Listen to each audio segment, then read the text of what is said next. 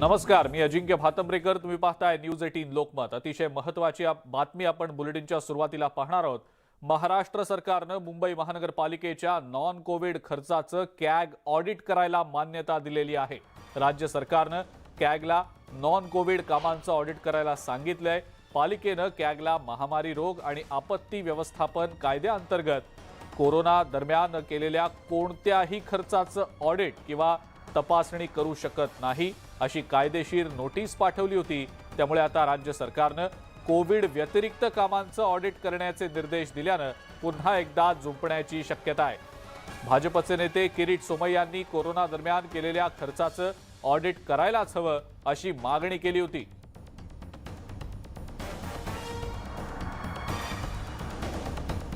CAG ऑडिटवरून आता चांगलीच झुंपणार असल्याचं दिसतंय.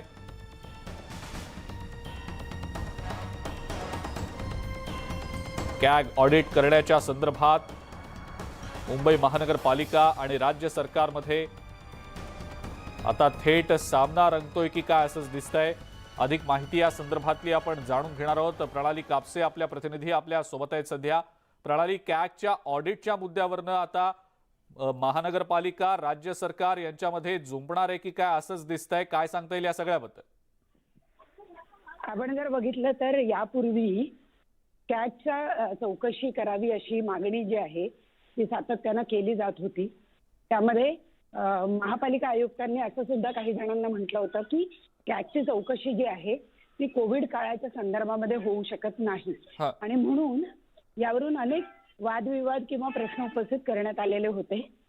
परंतु जर आपण बघितलं तर आता महाधिवक्त्यांचा सल्ला या प्रकरणामध्ये घेण्यात आलाय, ज्यामध्ये महाधिवक्त्यांनी सांगितलेलं आहे की आपण या संपूर्ण प्रकरणामध्ये यांचा कारवाई जी आहे ती जरी करता येणार नसली तरी चौकशी मात्र केली जाऊ शकते या संपूर्ण कालावधीसाठी. आणि त्यामुळं कुठे ना कुठे मुंबई महानगरपालिका आयुक्त जे आता सध्या प्रशासक म्हणून काम करतायत त्यांच्यावर कुठे ना कुठे एक प्रश्नचिन्ह निर्माण होतो आहे. आणि सगळ्यात महत्वाचं म्हणजे की नॉन कोविड काळात म्हणजे नॉन कोविड जे सगळे टेंडर आहेत जवळपास 12,000 कोटींचे नॉन कोविड टेंडर देण्यात आले.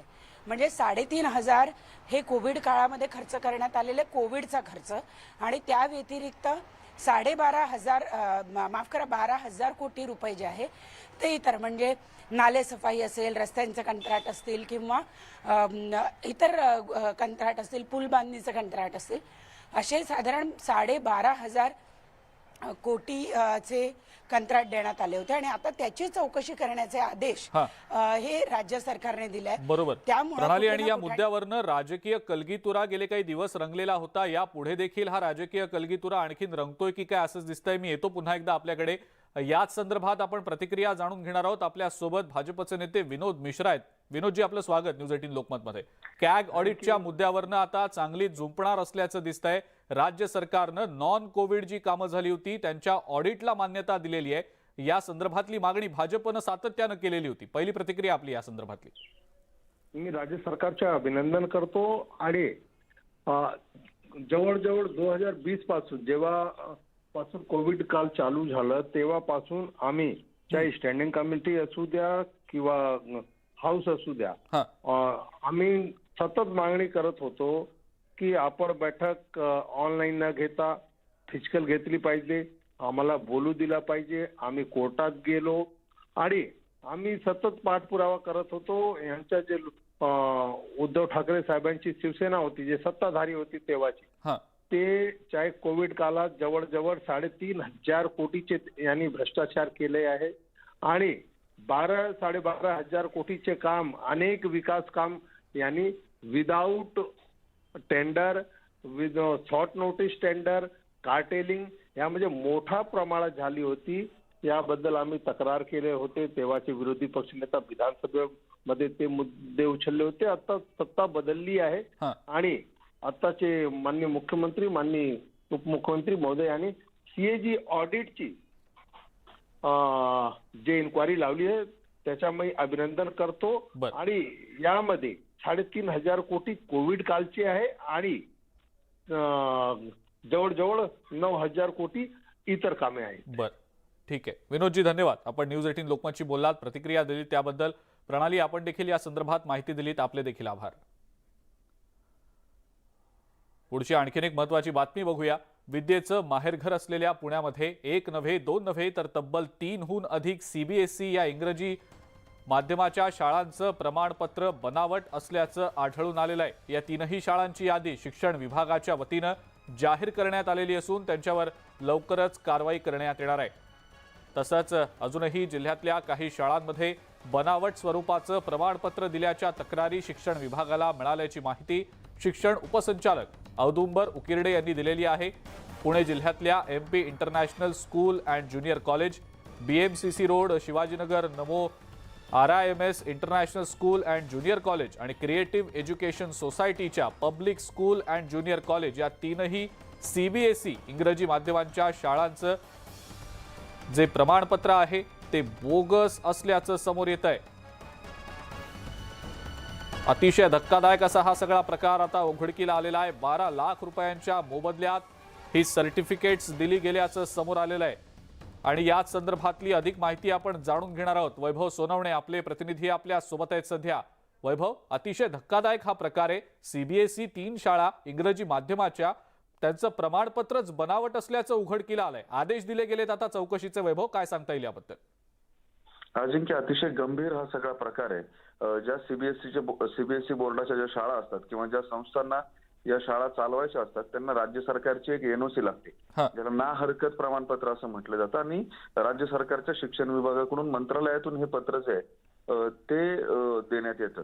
या प्रमाणपत्राची बोगस विक्री करणारी एक टोळी जी आहे ही टोळीच कार्यरत असल्याचं समोर आलंय, ज्याच्यामध्ये मंत्रालयातल्या शिक्षण विभागाच्या अधिकाऱ्यांच्या बोगस सह्या करून 10 ते 12 लाख रुपये या शिक्षण संस्थांकडून घेतले जातात आणि त्यांना बोगस सर्टिफिकेट जे आहेत या NOC जे आहेत ना हरकत प्रमाणपत्र ते दिलं जातं. अशी धक्कादायक माहिती जी आहे ती समोर आली. आणि या अशा बोगस सर्टिफिकेटच्या आधारे शाळा चालवणाऱ्या काही संस्था ज्या आहेत त्यांची माहिती शिक्षण उपसंचालकांनी जाहीर केली आहे, ज्याच्यामध्ये MP इंटरनॅशनल स्कूल आहे, BMCC रोडचं, नमो आणि RMS international school and junior college आहे आणि क्रिएटिव्ह एज्युकेशन सोसायटीचं public school and junior college.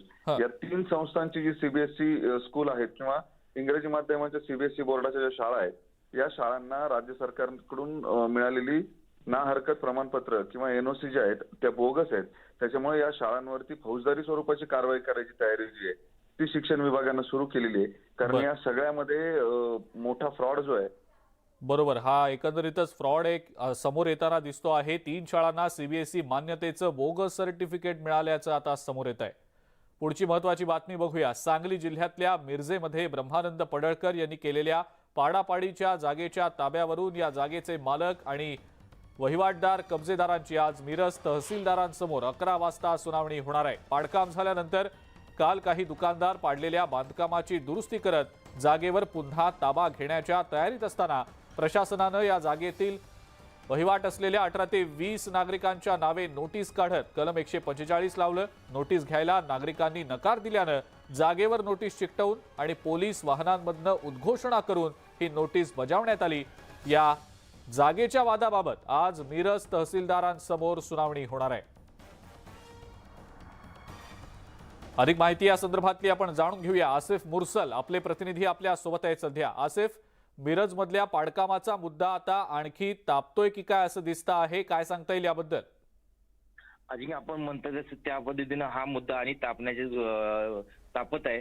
कारण का काल नायब तहसीलदार यांनी मिळकतदारांनी जे काय मालक आहेत गोपीचंद पडळकर पडळकर यांना 145 ची नोटीस बजावली होती. कारण का काही ते मिळकतदार होते, जे दुकान गाळेवर मालक होते, ते वस्तू जे पडले होत्या त्या डागडुजी करण्याचा प्रयत्न करत होते. त्यावेळी पोलिसांनी स्पीकरवर सांगितलं होतं की इथं कोणी येऊ नये, या ठिकाणी 145 लावलेला आहे, त्यामुळे जे काय असेल त्यावेळी पोलिसांनी नोटीस देण्याचा प्रयत्न केला. परंतु जे मिळकतदार आहेत याने नोटीस घेण्यास मज्जाव केला, आम्ही नोटीस घेणार नाही. त्यावेळी त्या नोटीसचा भिंतीवर चिटकून पोलीस निघून गेले आणि आज यांचे जे मालक आहेत आणि मिळकतदार आहेत यांची सुनावणी तहसीलदार कार्यालयात तहसीलदार समोर होणार आहे. जे काय त्यांचं गारा आहे ते दोन्ही पक्षकार त्या तहसीलदार समोर वाटतील आणि त्या सुनावणीनंतर सगळ्यांचं लक्ष त्याकडे लागलेलं आहे. अजिंक्य. आसिफ, धन्यवाद. सविस्तर माहिती आपण दिलीत त्याबद्दल. ग्रामीण भागातल्या गरिबांच्या हाताला रोजगार मिळावा या उद्देशानं रोजगार हमी योजना आणण्यात आली, पण बीड जिल्ह्यात रोजगार हमी योजनेच्या कामात चक्क भूतानं मजुरी केल्याचं समोर आलेलं आहे. एवढंच नाही तर ज्यांना नीट उभं राहता येत नाही अशा मजुरांनीही रोजगार हमीवर काम केल्याचं उघड झालंय. नेमकं हे संपूर्ण प्रकरण आहे तरी काय, जाणून घेऊया या स्पेशल रिपोर्टमध्ये.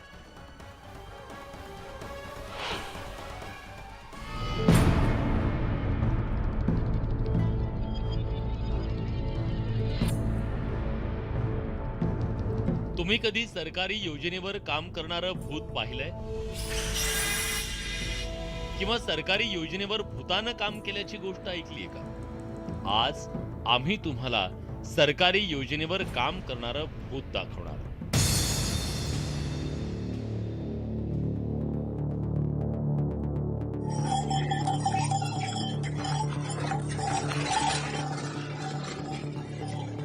हे भूत पाहण्यासाठी तुम्हाला थोडं बीड जिल्ह्याच्या रेवकी देवकी गावात जावं लागेल.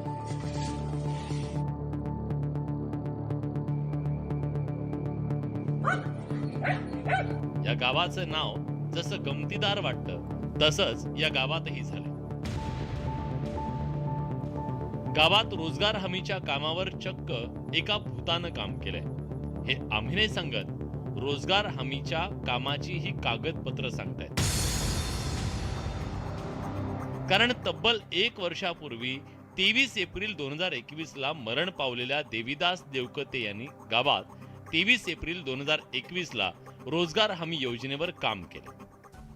देवकते यांनी रेवकी गावातल्या या रस्त्याच्या दुतर्फा झाडं लावली आहेत. आता तुम्ही म्हणाल, झाडं लावली तर ती दिसत का नाही? अहो, मेलेल्या माणसानं लावलेली झाडं दिसणार कशी? जसा रोहियोचा हा मजूर मिस्टर इंडिया म्हणजे गायब होता, तशी ती झाडं सुद्धा अदृश्य आहेत. न्यूज 18 लोकमतची टीम जेव्हा रेवकी देवकी गावात गेली तेव्हा सरकारी योजनेची वस्तुस्थिती आम्हाला दिसली.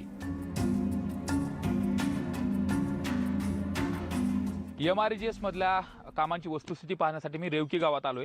तर इथं जे काही पहिल्या नंबरला काम दाखवलं जातंय, वृक्ष लागवड रेवकी गावठाण ते देवकी गावठाण. मात्र इथं वस्तुस्थिती आपण पाहू. माझ्या पाठीमागे आपण पाहतोय हे गावठाणकडे जाणाराच रस्ता आहे आणि या रस्त्यावरती आपल्याला कुठंतरी वृक्ष लागवड केलेली पाहायला मिळते का? एवढंच नाही तर आपण पलीकडची बाजू ही देखील बाजू पाहायला मिळते. ही देखील बाजू जर पाहिलं तर या बाजूनं देखील कुठं वृक्ष लागवड केल्याचं चित्र पाहायला मिळते का? तर या बाजूला देखील नाही. मात्र याच कामाच्या संदर्भामध्ये जर आपण पाहिलं, हे इथं समोर दिसतंय कॅमेऱ्यामध्ये की 18.24 लक्ष रुपये त्याची किंमत दाखवली गेली आणि त्याचा निधी देखील काही उचलला गेलाय.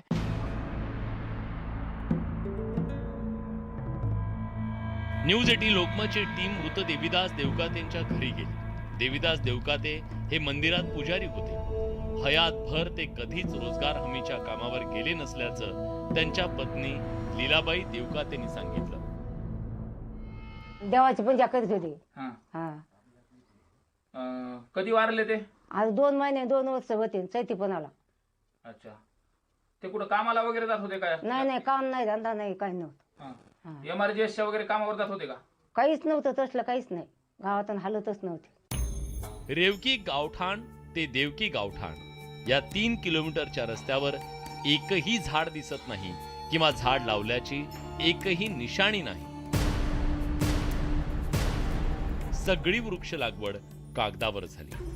झाडं लावण्याच्या कामाचे 18 लाख रुपये गाव पुढारी ठेकेदारानं गायब केले. हा घोटाळा इथंच थांबत नाही. या वृक्ष लागवडीच्या इतर मजुरांना आम्ही शोधण्याचा प्रयत्न केला.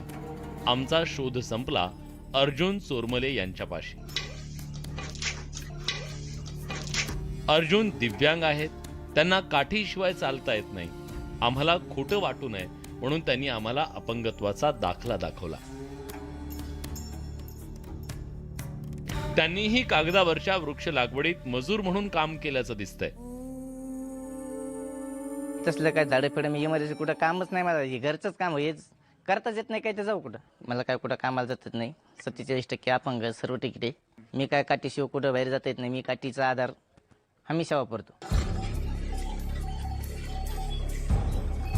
रोजगार हमीच्या कामावर दाखवून हजारो रुपये लाटण्यात आले.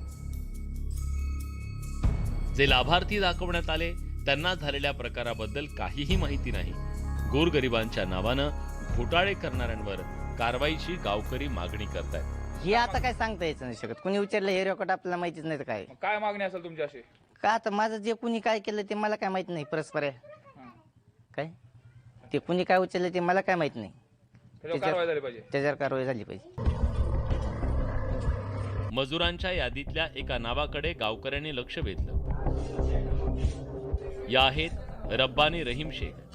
जिल्हा परिषदेच्या शाळेत त्या पोषण आहार शिजवण्याचं काम करतात. शाळेच्या या कामावरून त्यांना घरी जायला दुपारचे 2 वाजतात. पण कागदावर त्या वृक्षारोपणाच्या कामावर गेल्याचं दाखवण्यात आलं.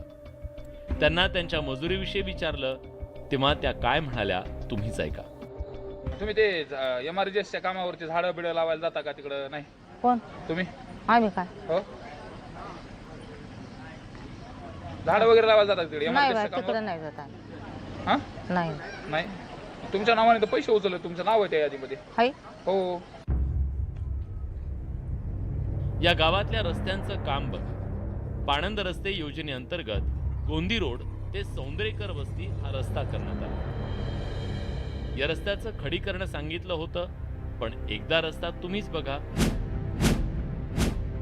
फक्त माती टाकून रस्ता केल्याचं सोंग केलंय. शेजाऱ्याच्या शेतातून माती काढून रस्त्यावर टाकल्याचा स्थानिकांनी आरोप केला. काय काळा बाजार केला, पांढरी माती याच्यावर टाकली, काळी माती वर टाकली आणि गचागच बिल उचलले.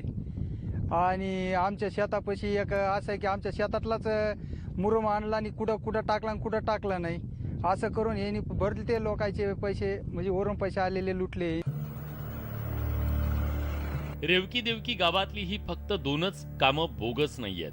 या गावात 118 विकास योजना बोगस असल्याचा स्थानिकांचा आरोप आहे.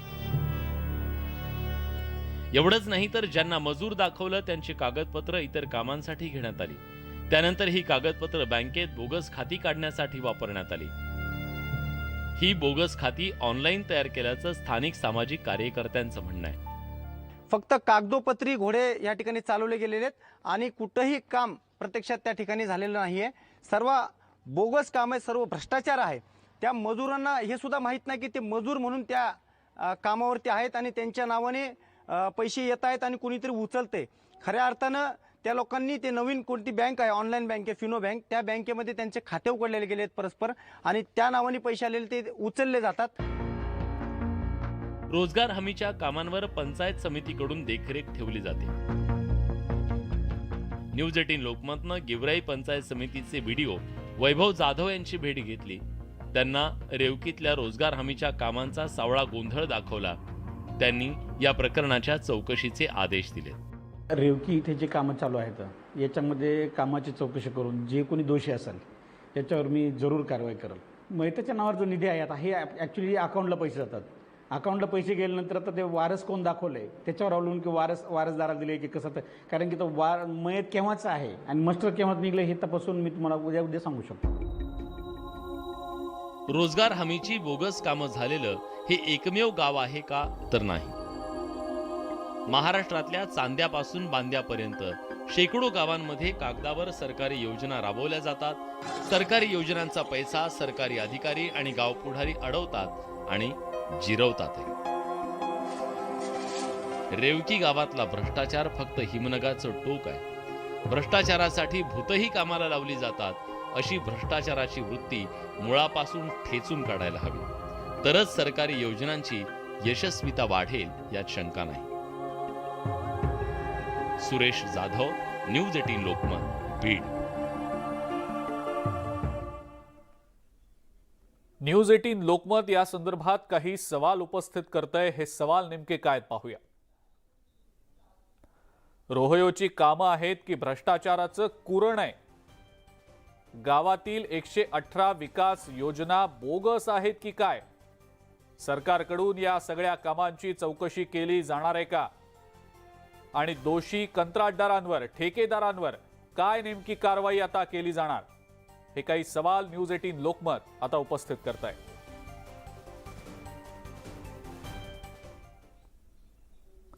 यानंतर पुढची बातमी बघूया. राज्यपाल भगतसिंह कोश्यारी यांच्या बाबत बोलताना ज्येष्ठ साहित्यिक श्रीपाल सबनीस यांची जीभ घसरली आहे. सबनीस यांच्या या वक्तव्यावरनं आता एक मोठा वाद निर्माण होण्याची चिन्ह आहेत।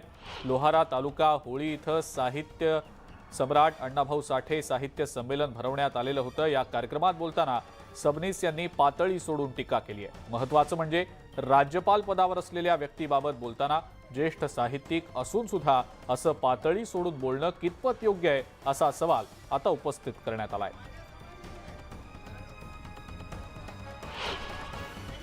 महापुरुषाची बदनामी इतकी करायची, पुढाऱ्यांनीच करायची। पुढाऱ्यांनी इतकी बदनामी, इतकी चुकीची स्टेटमेंट केले शिवाजी महाराजाबद्दल, महात्मा फुल्याबद्दल, आणि तो राज्यपाल असा महाराष्ट्राची ओळख ज्याला नाही, महापुरुषाच्या दैवताकरणाला विकृत रूप देतो हा राज्यपाल। यानंतरची बातमी भंडाऱ्यातली आहे। भंडारा स्थानिक गुन्हे शाखेच्या पथकानं अवैध रेतीची ओव्हरलोड वाहतूक करताना 17 टिपर ताब्यात घेतलेत। भंडारा जिल्ह्याच्या पवनी तालुक्यातल्या निलज ते मरू नदीपर्यंत जाणाऱ्या मार्गावर ही कारवाई करण्यात आलेली आहे। या प्रकरणी 50 लाखांचा दंड ठोठावण्यात आला असून 1,73 लाखांचा मुद्देमाल जप्त करण्यात आलाय। पवनीसह जिल्ह्यातल्या कुठल्याही रेती घाटांचे लिलाव झालेले नाहीत। मात्र पवनी लगतच्या वैनगंगा नदी पात्रासह उपनद्यांमधला रेतीचा सर्रास उपसा सुरू असल्याचं दिसतंय।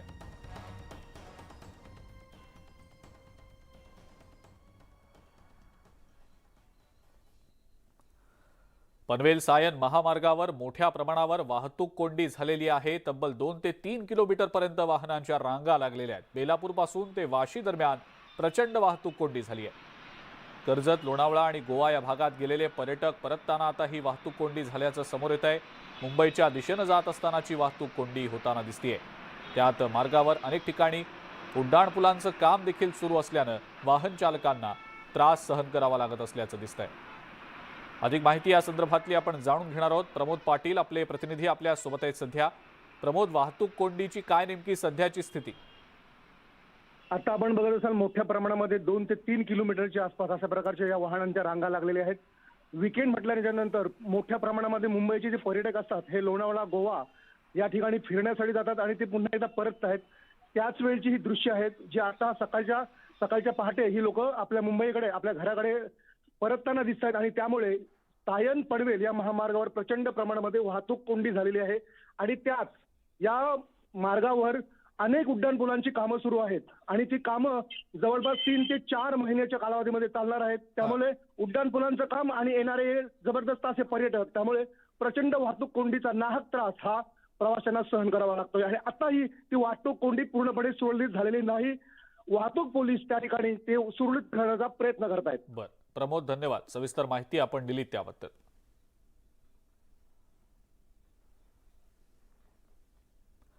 नागपुरात बंदी असलेल्या नायलॉन मांजा विक्री करणाऱ्यांवर आता पोलिसांनी धडक कारवाईला सुरुवात केली आहे। यामध्ये हुडकेश्वर तहसील आणि क्राईम ब्रांच युनिट 2 न केलेल्या 3 कारवायांमध्ये एकूण 9 जणांना अटक करण्यात आलेली आहे।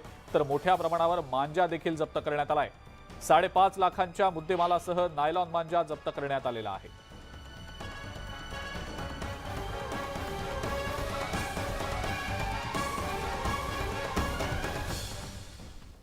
आणि या सगळ्या महत्त्वाच्या बातम्यांसोबतच सकाळच्या बातम्यांमध्ये वेळ झाली आता इथंच थांबण्याची। नमस्कार।